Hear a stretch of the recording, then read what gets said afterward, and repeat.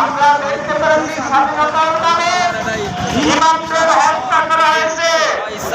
স্বাধীনতার নামে আওয়ামী লীগের বিপক্ষে অবস্থানকারীদেরকে হত্যা করা হয়েছে, তাদেরকে রিমান্ড দেওয়া হয়েছে, তাদেরকে অপহরণ করা হয়েছে। অগণিত মানুষকে হত্যার মাধ্যমে আমরা দেখতে পাচ্ছি স্বাধীনতার নামে তারা একাত্রিত করেছে।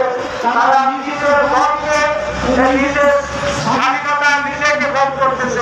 এইটা 2024 সালে আবার স্বাধীনতার আন্দোলনে আমার দেশের পরিবর্তন আমরা দেখতে পাচ্ছি। এই রাস্তায় আমরা আলোচনা রাখতে পারছি। এই দেশে সবাই বলে আলহামদুলিল্লাহ। এই দেশে স্বাধীনতা যদি ভোগ করতে হয় তাহলে জামাত ইসলামের সরকারের মাধ্যমে সম্ভব। আপনারা কি বাংলাদেশে এই স্বাধীনতা যদি ভোগ করতে হয় জামাত ইসলামের নেতৃত্ব চান?